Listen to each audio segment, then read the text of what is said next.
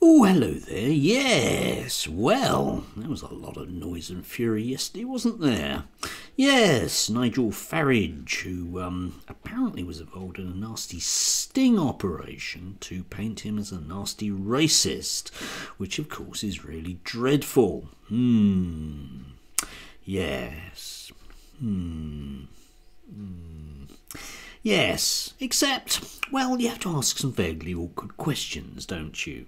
I've often said here in the past that it's really astounding that nobody in British politics is a racist. No one is sexist, no one is homophobic. It's all just that their words get misconstrued, or it's just a bit of banter or something. So we end up with Mr. Farage, who definitely isn't a racist. He's most insistent about that, and the people that flock to him are definitely not racists as well. Definitely not. There's no history of this. I mean, if you look back to UKIP, for example, there was no history of racism in the party. Nigel yesterday was actually suggesting that with the collapse of the BNP, for some bizarre reason, and I'll leave you to think about why that might be, then ex-BNP voters who are racist, I believes, have come to reform, with no hint of why it might be that an ex-BNP voter would be attracted to reform. Tricky, isn't it? Yes.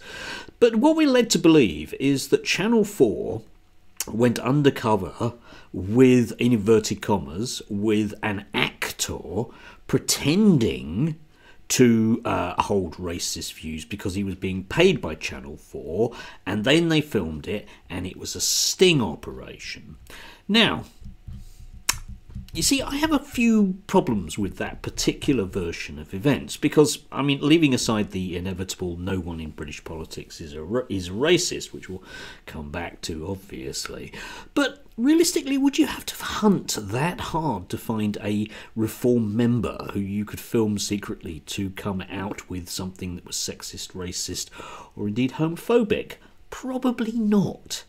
Could you? I mean, let's face it, there's an awful mounting body of evidence there.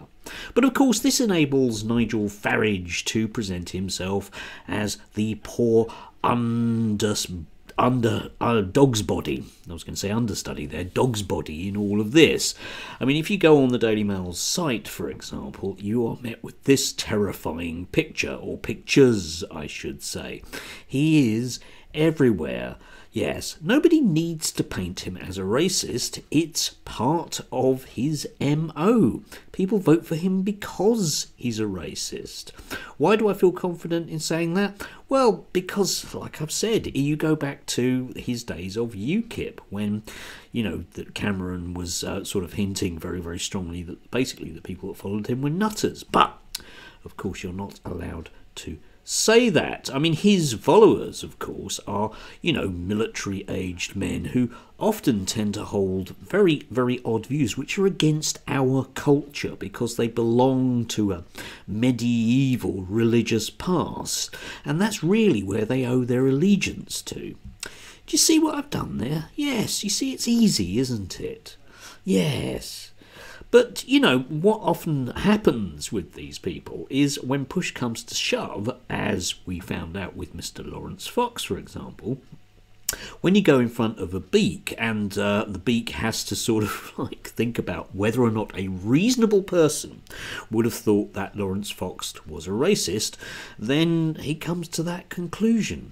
And I think a reasonable person would come to the same conclusion. Why bother trying to set up Nigel Farage with a actor pretending to do various things when you simply just have to look at his fan base anyway? These are people that are quite happy to see racist views shared, and they're willing to fork out 25 quid for the privilege.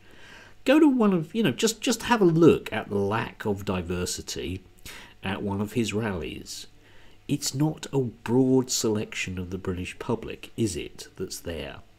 The attraction has always been that we, as a proud white nation, could go forwards without being encumbered with, you know, the other ones. rights. Yes, taking back control, sovereignty, passing our own laws. All those things we haven't actually managed to do, despite the fact that Mr. Farage led us down that particular garden path, didn't he? Yes, currently overgrown with an awful lot of pricks around you in the term of brambles and things. Anyway, enough of that. I'm not going to stretch that metaphor any further. But just laughable yesterday. I just find it astounding. I mean, I get plenty of people in my comments that will stick up for Mr. Farage, and it doesn't take very long before they will come out with something grossly racist and or sexist and or homophobic, despite the fact that, broadly speaking, if you are a fan of Mr. Farage, it doesn't count ever. Because after all, you met a gay person back in 1982 and your wife knows somebody who was born in Pakistan. That's the way it works, isn't it? Do have a lovely Saturday. Enjoy the sunshine. Yeah, it must be flaming June.